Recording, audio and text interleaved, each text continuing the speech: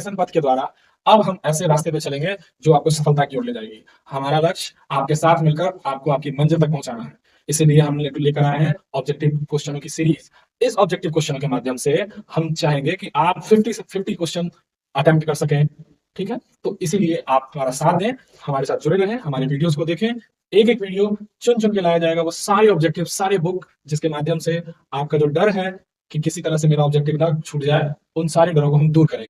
जय हिंद प्यारे बच्चों, मैं शशि सर एजुकेशन पथ प्लेटफॉर्म के माध्यम से आप सभी के बीच आज लेकर आया हूं हमारे रिलेशन हिस्ट्री के 4 की सारी ऑब्जेक्टिव प्रश्नावली। अब मैं आपसे आग्रह करूंगा कि इस सेशन को बिल्कुल मिस ना करें, पेशेंस रखें।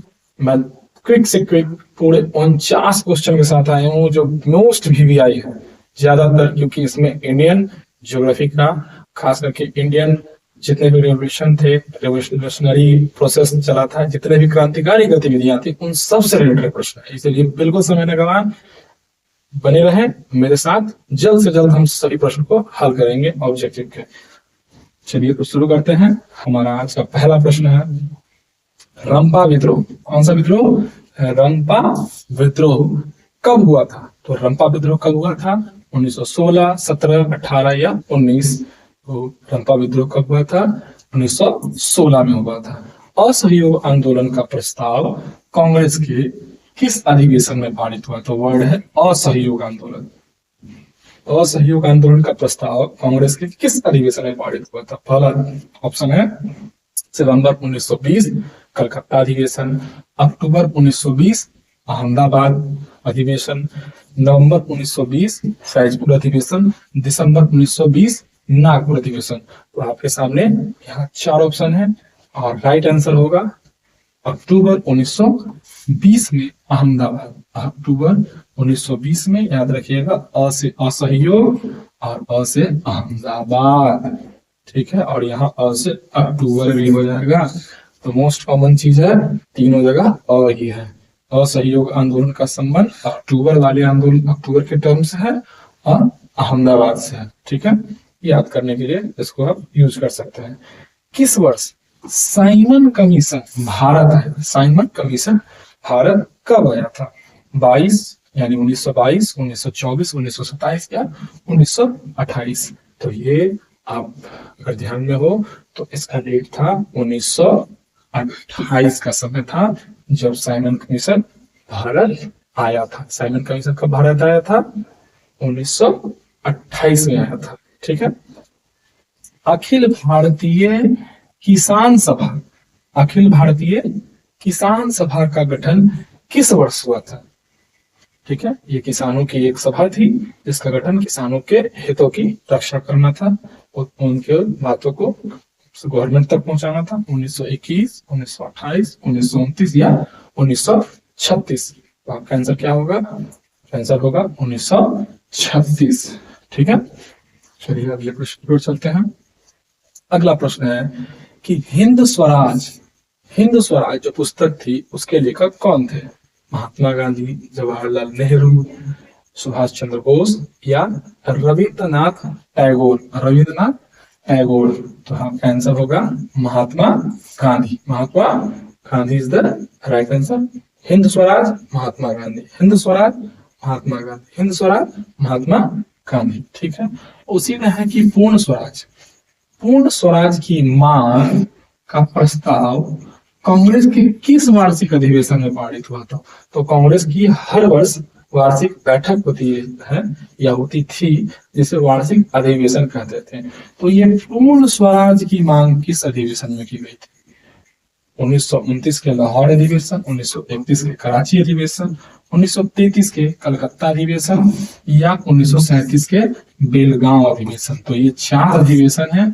आप विचार करें, सोचकर अच्छे से ठंडे दिमाग से सोचा करेंगे कौन सा आंसर ज्यादा सटीक है, जो आपको याद भी हो। तो पूर्ण स्वराज की जब मांग की गई थी तो वो वर्ष था 1929 का लाहौर का। ठीक है, लाहौर 1929। ध्यान रखेंगे पूर्ण स्वराज का, तो पूर्ण स्वराज की मांग की गई थी लाहौर में 1929 में, लाहौर में 1929 में। ठीक है, वेदों की ओर लौटो का नारा। वेदों की ओर लौटो का मतलब हुआ कि चलिए अपने वेदों का अध्ययन करिए, वापस चलिए, आपके वेद में ही वो ज्ञान है।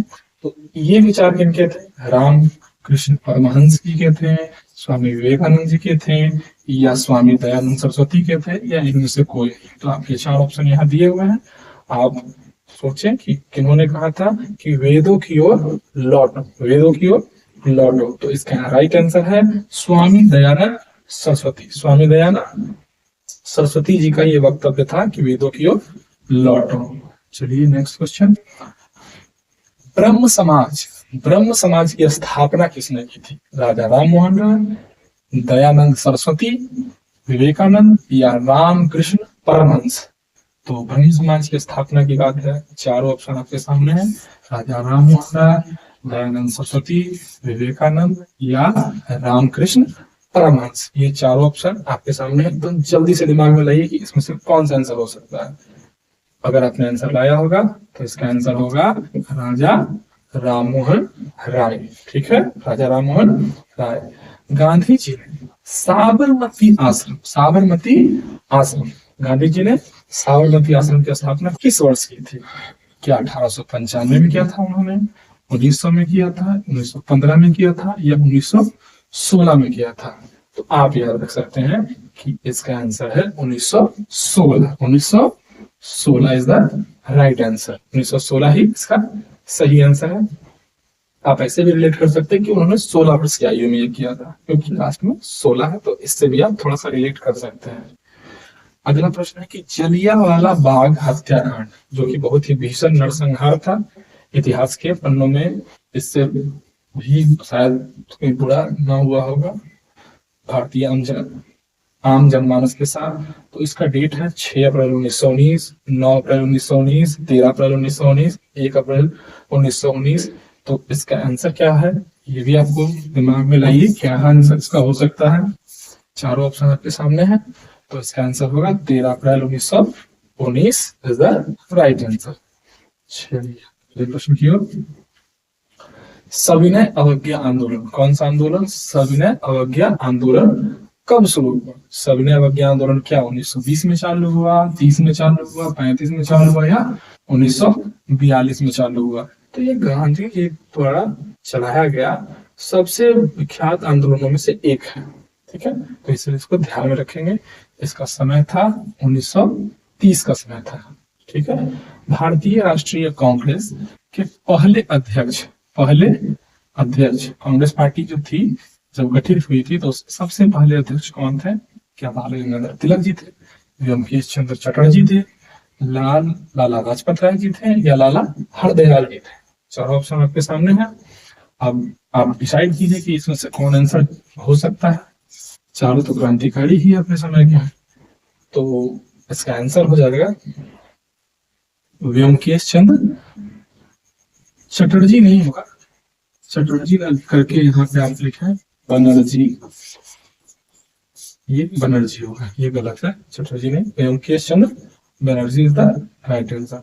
सिपाही विद्रोह, सिपाही विद्रोह जो मंगल पांडे जी द्वारा बैरकपुर छावनी में हुआ था, चर्बी वाले कारतूस सैनिकों को दिया जाता था, उसी में मंगल पांडे नाम जी का एक ब्राह्मण सैनिक जिसने ये विद्रोह कर दिया था, और काफी इतिहास में इसका गर्व से नाम लिया जाता है इस विद्रोह को। भारतीय जनमानस इसे अपना सम्मानित सबसे पहला आंदोलन मानती है।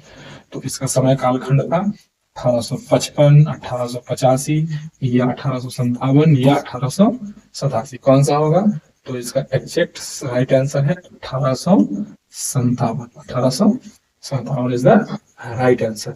अगले प्रश्न की ओर चलते हैं। फूट डालू न जी और साराज लो, ये नीति आपके आसपास भी कहीं कहीं अपनाई जाती है। तो ये बहुत पुरानी नीति है कि आपस में लड़वा दो और खुद वहां के राजा बन जाओ या शासक बन जाओ। क्या ये अंग्रेजों का था, पारसियों का था, मुसलमानों का था, या पंजाबियों का था? तो इसका राइट आंसर है ये था अंग्रेजों का, अंग्रेजों की इसी पॉलिसी की ये पॉलिसी थी।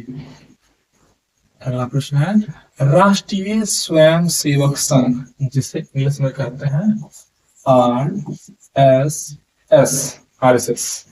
आपने यदि नाम सुना तो ठीक है, नहीं तो ये दुनिया की सबसे बड़ी संस्था है जिसमें बहुत सारे मेंबर हैं जो अलग अलग जगहों पर लोगों की सहायता के लिए विपरीत परिस्थितियों में आती है और मदद करती है। तो राष्ट्रीय स्वयंसेवक संघ की स्थापना कब और किसने की? तो कब और किसने की? क्या गुरु गोलवालकर जी ने की थी 1923 में। 1925 में क्या केवी हेडगेवार जी ने किया था। 1926 में चित्तरंजन दास जी ने। 1930 में लाल चंद जी ने किया था। देखिए 3 मार्क ये प्रश्न है, उम्मीद है इस एग्जाम में शायद पूछा जा जाए। तो इसका राइट आंसर होगा 1925 में के बी हेडगेवार जी ने किया था, हिंदू समाज की रक्षा के लिए, भारतीय सभ्यता संस्कृति के संरक्षण के उद्देश्य से। मोदी जी हो, योगी जी हो, अटल बिहारी वाजपेयी जी हो, कभी न कभी आरएसएस के ही सदस्य रहे हैं, विद्यार्थी रहे हैं, शिष्य रहे हैं। इस संस्था के ही अंतर्गत उन्होंने काफी समय तक, लंबे समय तक राष्ट्र सेवा की है। आइए अगले प्रश्न की ओर। नमक कानून तोड़ने के लिए गांधी जी ने कौन सा स्थान चुना था? नमक कानून तोड़ने के लिए कौन सा स्थान चुना था? बंबई, दांडी, सूरत या दिल्ली? तो इसका राइट आंसर है दांडी। इसीलिए इसका नाम था दांडी मार्च की यात्रा। किस घटना के विरोध में महात्मा गांधी ने अपना केसर ए हिंद उपाधि का भी नाम याद रखिएगा, हो सके ये पूछा जा सके कि गांधी जी ने कौन सी उपाधि लौटा दी थी, तो केसर ए हिंद की उपाधि लौटा दी थी। क्यों लौटाई थी? एक घटना से बहुत दुखी थे। कौन सी घटना से? क्या वो चौरा चौरी कांड था, या जलियांवाला बाग हत्याकांड था, गांधी इरविन एक्ट था, या किसान आंदोलन? किस चीज से? तो आप सोचे, ये बहुत फेमस क्वेश्चन है। ये घटना थी जलियांवाला बाग हत्याकांड से। वो काफी नाराज थे, इसके कारण ही उन्होंने जो अंग्रेज सरकार द्वारा केसर ए हिंद की उपाधि थी वो अंग्रेज सरकार को लौटा दी थी। भारत छोड़ो आंदोलन, भारत छोड़ो आंदोलन का प्रसिद्ध नारा क्या था? यानी भारत छोड़ो आंदोलन के दौरान जो आम जनता थी या हमारे जितने भी क्रांतिकारी थे वो इस लाइन का बड़ी प्रयोग कर रहे थे, बहुत ज्यादा ही। क्या वो इनकलाब जिंदाबाद था, या करो या मरो का नारा था, वोट डालो या शासन करो का नारा था, या वंदे मातरम का नारा? तो नारे तो 1, 2, 3 ज्यादातर प्रयोग में थे। वोट डालो, शासन करो का तो वो नहीं कर रहे थे, ये 3 ज्यादा कर रहे थे। मगर इसमें सबसे प्रसिद्ध जो नारा उस समय का था वो था करो या मरो। ठीक है, इसी के पद में शादी मिलेगी भी। कहा जा रहा है कि गांधी जी ने भारत में सत्याग्रह का पहला प्रयोग कहाँ किया था? यानी सत्य के लिए किया गया आग्रह सत्याग्रह, और यह प्रयोग भारत में सबसे पहले कहाँ हुआ? तो ये बड़ा सम्मान का विषय है कि इस तरह का जन जागृति या समाज को मजबूत करना या समाज को एकीकृत करना, आंदोलित करना, या उनको अपने अधिकार के लिए उनको प्रोत्साहित करना, इस तरह का कुछ अगर हुआ था तो वो गांधी जी द्वारा चंपारण में हुआ था। और चंपारण कहाँ है? बिहार में। ठीक है, आगे 3 कठिया प्रथा। 3 कठिया प्रथा मतलब हुआ कि आपको अपनी भूमि का 3 कट्ठा देना है 20 कट्ठा में से। किस लिए? तो नील उत्पादन में मदद के लिए, कि भाई 3 कट्ठा पे आपको नील का उत्पादन करना ही करना, इसलिए 3 कठिया प्रणाली से कहते हैं। तो इसका संबंध किस चीज से है? तो जाहिर सी बात है नील के उत्पादन से है। तो ये किसानों पर, इसका किस पर लागू किया जाएगा? किसानों पर। किस पर लागू किया जाएगा? किसानों पर। ठीक है, चलिए नेक्स्ट क्वेश्चन। जलियांवाला बाग हत्याकांड, जलियांवाला बाग हत्याकांड की जांच के लिए, किस चीज के लिए? जांच के लिए सरकार ने किस समिति का गठन किया था? हंटर समिति, डायर समिति, मोंटेग्यू समिति, चेम्सफोर्ड समिति। तो यहाँ 4 समितियों का जिक्र है। राइट आंसर क्या हो जाएगा? हंटर समिति। क्या हो जाएगा? हंटर समिति इज द राइट आंसर। ठीक है, Akhil Bharatiya trade union Congress, trade मतलब होता है व्यापार, किस स्तर पे? तो भारतीय स्तर पे, पूरे देश स्तर पे ट्रेड यूनियन बनाया गया ताकि व्यापार संबंधित नियम बनाए जा सके। तो ये इंपॉर्टेंट क्वेश्चन है, 14, 16, 21 तक में पूछा गया है। तो उम्मीद है कि अगले वर्ष भी पूछा जाए, यानी इस वर्ष भी प्रेजेंट जो आने वाले एग्जाम है। तो क्या अखिल भारतीय ट्रेड यूनियन कांग्रेस की स्थापना कब हुई थी? क्या 1848, 1881, 1885 या 1930 में? कब हुआ था? आप सोचिए, सोचकर बताएं। तो इसकी स्थापना वर्ष इसका अखिल भारतीय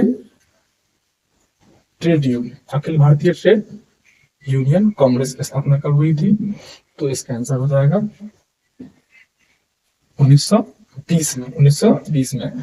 अगला प्रश्न क्या है? सविनय अवज्ञा आंदोलन, सविनय अवज्ञा आंदोलन, सविनय अवज्ञा आंदोलन की शुरुआत किस यात्रा से हुई? यानी कौन सी यात्रा के बाद एक नया आंदोलन आरंभ हो गया? चाहे वो दिल्ली यात्रा थी, चंपारण यात्रा थी, दांडी यात्रा थी, या इनमें से कोई नहीं? तो आपका राइट आंसर हो जाएगा दांडी यात्रा, क्योंकि दांडी यात्रा के बाद ही गांधी जी ने सविनय अवज्ञा आंदोलन आरंभ कर दिया था। ठीक है। दिसंबर 1929 में, दिसंबर 1929 में किस नदी के तट पर? दिसंबर 1929 में, इसी से बहुत हमारा इतिहास का 26 जनवरी जुड़ा हुआ है। तो दिसंबर 1929 में किस नदी के तट पर नेहरू जी ने तिरंगा फहराया था? किस नदी के तट? गंगा नदी, यमुना नदी, रावी नदी या सिंधु नदी? चार ऑप्शन आपके सामने हैं, आप उसको ध्यान में करें कि कौन सी नदी थी। तो वो नदी थी रावी नदी। रावी की नदी के तट पर सबसे पहली बार हमारे यहाँ स्वतंत्रता का आह्वान करते हुए झंडा फहराया गया था नेहरू जी द्वारा। ठीक है, ये बहुत आजादी के पहले की बात है, 1929 रुपया, ऐसे भी समझ ही सकते हैं। कहा जा रहा है कि क्रांतिकारी नेता सूर्य सेन, आपने बहुत कम नाम सुना होगा इनका, सूर्य सेन का उपनाम क्या था? जैसे नेताजी था सुभाष चंद्र बोस जी का, सरदार था किनका नाम? वल्लभ भाई पटेल जी का, महात्मा गांधी जी का। ठीक है, तो इसी तरह से ये मास्टर दा इनके लिए मास्टर दा के नाम से ये लोग इनके उपनाम से जानते थे। इस कानून के विरोध में, यानी ऐसा कौन सा कानून आ गया था जिसके विरोध में जलियांवाला बाग में ढेर सारे लोगों की एक सभा आयोजित हुई थी? कौन सा ऐसा कानून आया था जिसका लोग विरोध कर रहे थे? क्या वो वर्नाकुलर प्रेस एक्ट से के विद्रोह में वो सभा आयोजित हुई थी, भारत सरकार अधिनियम 1858, या रॉलेट एक्ट जिसे काला कानून भी कहते हैं, काला कानून? ठीक है, या इनमें से कोई नहीं? तो जब मैंने लिखा है तो आप इसको ही ले चले, यही है आपका रॉलेट एक्ट, इसके तहत शक के आधार पर किसी को भी गिरफ्तार करके मुकदमा चलाया जा सकता था। ठीक है, आगे है कि किनके अनुरोध पर महात्मा गांधी चंपारण है? यानी कि उन्होंने तो जरूर कहा होगा कि आइए हमारे चंपारण के लोगों को ऐसी ऐसी समस्याएं हैं, इस समस्याओं का समाधान उनका ढूंढ दीजिए। किनके कहने पर गांधी जी चंपारण सत्याग्रह के लिए या चंपारण में लोगों के बीच आए थे? क्या वो राजकुमार शुक्ल के कहने पर आए, अनुग्रह नारायण सिंह के कहने पर आए थे, जयप्रकाश नारायण जी या डॉक्टर राजेंद्र प्रसाद जी? किनके आग्रह पर आए? तो ये चार व्यक्तियों के नाम है, इंपॉर्टेंट क्वेश्चन है। इनमें से एक आंसर हो गया राजकुमार शुक्ल जी के कहने पर ये आए थे। भारत आने वाले प्रथम व्यापारी कौन थे? डच, ब्रिटिश, पुर्तगाली या फ्रांसीसी? तो ये तो कॉमन क्वेश्चन है, आप कितनी बार इसको आपने सुना होगा, पढ़ा होगा। इसका आंसर हो जाएगा पुर्तगाली। पुर्तगाली ही सबसे पहले व्यापारिक उद्देश्य से भारत में आए थे। अगला जो प्रश्न है, भारतीय कम्युनिस्ट पार्टी, भारतीय कम्युनिस्ट पार्टी की स्थापना कब हुई? भारत की एक पुरानी पार्टी है, कम्युनिस्टों की पार्टी है, 1925 में, 1964 में, 1984 में या 1999 में। इसकी स्थापना कब हुई? इसकी स्थापना कब हुई? तो इसकी स्थापना हुई है 1925, 1925 में इसकी स्थापना हुई है। ठीक है, सविनय अवज्ञा आंदोलन के समय भारत का वायसराय कौन था? वायसराय यानी अंग्रेजों का सबसे बड़ा अधिकारी, अंग्रेजों का सबसे बड़ा अधिकारी भारतवर्ष में कौन था? कब? जब देश में सविनय अवज्ञा आंदोलन चल रहा था उस समय क्या लॉर्ड डलहौजी था, लॉर्ड इरविन था, लॉर्ड चैम्सफोर्ड था, लॉर्ड बेंटो, ये चार लोग थे। ये चार लोग में से कौन थे? ये हमें ढूंढना है। आप अगर ढूंढ चुके होंगे तो अच्छी बात है, मैं बता देता हूँ, ये थे लॉर्ड इरविन। लॉर्ड इरविन सविनय अवज्ञा आंदोलन के समय भारत के वायसराय। चौरी चौरा कांड, चौरी चौरा कांड जिसमें बहुत सारे भीड़ पर जब पुलिस वालों ने हमला कर दिया था तो गुस्साई हुई भीड़ ने पूरे थाने को घेर करके सभी को, पुलिस को बंद करके बाहर से आग लगा दिया आक्रोशित किया, जिससे गांधी जी नाराज हुए थे। इसी घटना को चौरी चौरा कांड कहते हैं। यूपी में एक स्थान है, तो क्या इसका आंसर 1920 होगा? इस कांड की घटना कब घटी थी? 1922 में, 1930 में या 1942 में? तो आपके सामने चारों ऑप्शन है, आप फिर रख सकते हैं अपने दिमाग में। इसका आंसर है 1922। 1922 में ये चौरी चौरा कांड की घटना घटी थी। ठीक है, आगे चलते हैं।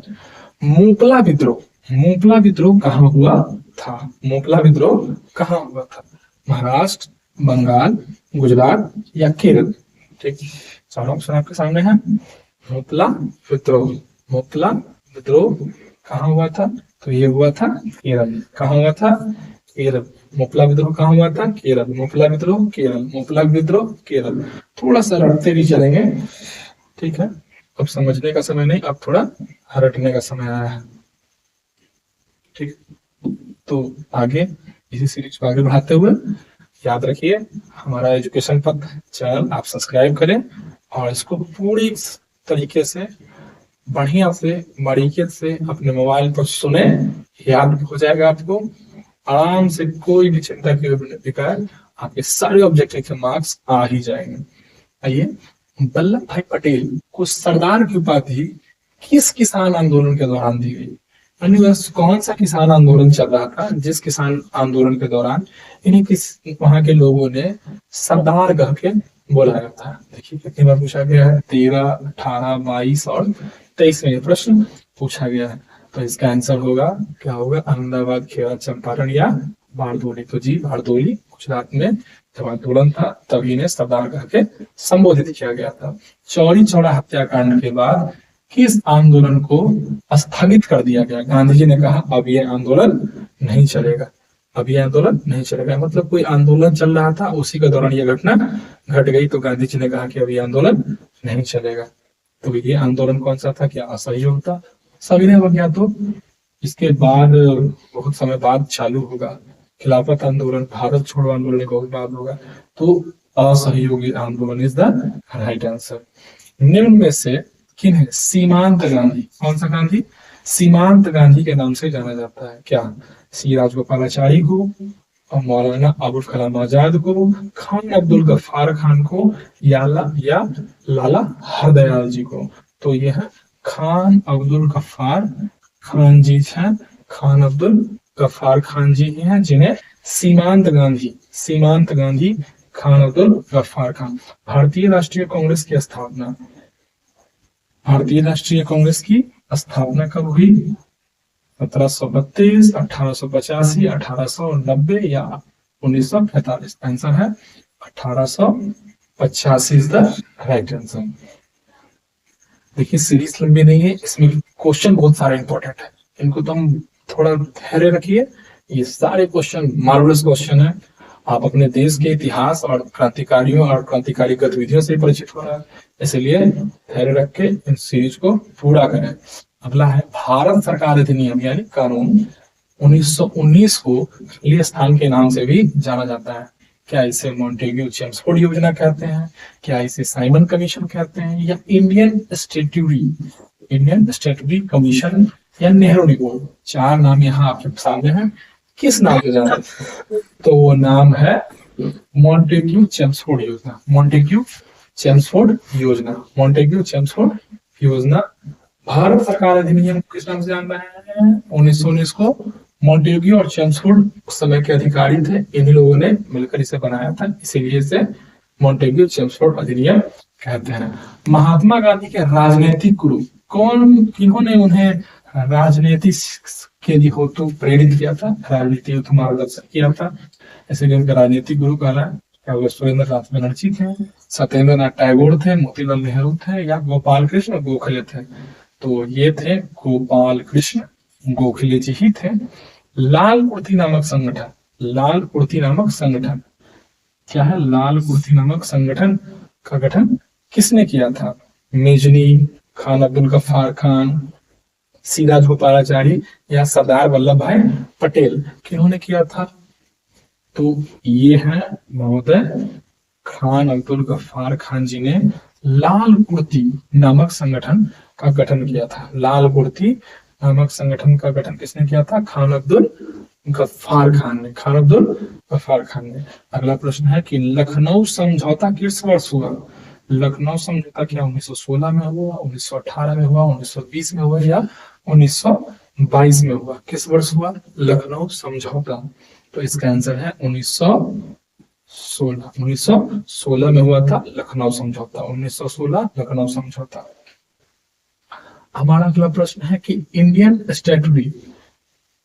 स्टैट्यूटरी कमीशन के अध्यक्ष कौन थे? General Dyer, William Hunter, Robert Owen या जॉन साइमन? इंडियन स्टैट्यूटरी के कमीशन के अध्यक्ष कौन थे? अध्यक्ष थे जॉन साइमन। John Simon. भारतीय कम्युनिस्ट पार्टी की स्थापना कहाँ, किस स्थान पे हुई? लखनऊ में, बर्लिन में, दिल्ली में या ताशकंद में? कहाँ हुई? तो यह है ताशकंद। अब कहिएगा ताशकंद कहाँ पड़ता है? तो ताशकंद पड़ता है अफगानिस्तान में। ठीक है, वहां पर इसकी नींव रखी गई थी भारतीय कम्युनिस्ट पार्टी की स्थापना। चलिए अगले प्रश्न की ओर चलते हैं।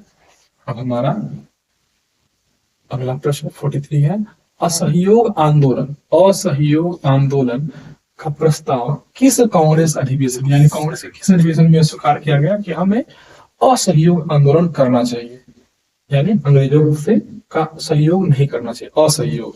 नागपुर, लाहौर, लखनऊ या कराची? 4 जगह है, 4 स्थानों के नाम है। आप बताइए कि कहाँ हुआ था? तो इसका आंसर हो जाएगा Nagpur is the right answer. Nagpur अधिवेशन ही इसका राइट आंसर होगा। अगला है कि दांडी यात्रा से किस आंदोलन की शुरुआत हुई थी? तो दांडी यात्रा से किस आंदोलन की शुरुआत हुई थी? तो ये प्रश्न पहले भी आया होगा और ये दोबारा है। यहाँ सहयोग आंदोलन, भारत छोड़ो आंदोलन, सविनय अवज्ञा आंदोलन, चंपारण सत्याग्रह। अगर आपको याद होगा तो बहुत अच्छी बात है। और पक्का है कि यही लगाएंगे कि सविनय अवज्ञा आंदोलन है। ऑल इंडिया मुस्लिम लीग की स्थापना कब हुई? मुस्लिमों ने अपना एक तरह से अपने पॉलिटिकल नीड के लिए, जरूरत के लिए समझा कि हमें भी अपनी एक पार्टी बनानी चाहिए और इसका गठन हुआ 1902, 1906, 1911 या 1912। डेट यहाँ है, इसका आंसर हो जाएगा 1906। 1906। ठीक है। कहा जा रहा है कि ब्रिटिश सरकार ने गांधी जी को क्या उपाधि दी? अंग्रेजों ने क्या कह के एक तरह से उन्हें उपाधि दिया? कहा कि संबोधित किया। क्या गांधी जी को उपाधि दी? कौन सी उपाधि दी? नाइट, महात्मा, कैसर हिंद या इनमें से सभी? तो आंसर उसका हो जाएगा कैसर ए हिंद की उपाधि से सम्मानित किया गया गांधी जी को अंग्रेजों द्वारा। मेडिकल के क्षेत्र में काफी उन्होंने सहयोग दिया था। स्वराज दल के प्रथम अध्यक्ष कौन थे? क्या वे मोतीलाल नेहरू थे, चित्तरंजन दास थे, मदन मोहन मालवीय जी थे या मानवेंद्र नाथ राव थे? तो इसका आंसर क्या होगा? इसका आंसर हो जाएगा चित्तरंजन दास। निम्न में से कौन उदारवादी नेता नहीं थे? क्या दादा भाई नेहरू जी, फिरोज शाह मेहता, सुरेंद्र नाथ बनर्जी, विपिन चंद्र पाल? तो आपको उदारवादी नेता नहीं भूलना है, यानी उदारवादी नहीं थे। कौन? तो ये उदारवादी नहीं थे, ये उग्रवादी उग्र विचारधारा के। लाल, बाल और पाल आप एक वर्ड सुने होंगे तो ठीक है, नहीं तो हम बता देते हैं। लाल से लाला लाजपत राय, बाल से बाल गंगाधर तिलक और पाल से विपिन चंद्र पाल। तो ये सब उग्रवादी प्रवृत्ति के नेता थे। ठीक है। अगला प्रश्न, निम्न में से किन्हें पहली बार मुसलमानों के लिए अलग निर्वाचन का प्रस्ताव रखा? यानी किसके द्वारा या किस समझौता के द्वारा या किस तरह के नियमावली के द्वारा यह प्रस्ताव लाया गया कि भाई मुसलमानों के लिए अलग निर्वाचन होना चाहिए? मुसलमानों के लिए क्या होना चाहिए? अलग निर्वाचन होना चाहिए। निर्वाचन मतलब क्या समझते हैं?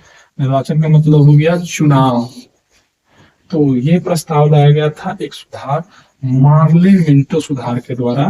मार्ले मिंटो सुधार के द्वारा ये विचार लाया गया कि भाई मुसलमानों को अलग चुनाव होना चाहिए, हिंदुओं का चुनाव हिंदुओं के साथ बाकी सबका हो, सिख जैन ईसाइयों सबका एक साथ हो, और मुसलमानों का केवल अलग होना चाहिए। तो वो क्या कहता है, मार्ले मिंटो सुधार। तो इसके साथ ही ये हमारा सीरीज आज का ये सेशन खत्म होता है। आशा है कि आप इसे दोबारा देखें और इसको बार बार रिविजन करें। मोबाइल का सही मायने में उपयोग करने का समय आ गया है और इसके माध्यम से ऑब्जेक्टिव का दोबारा अच्छे से रिविजन करें। जय हिंद, जय भारत, शुभ रात्रि।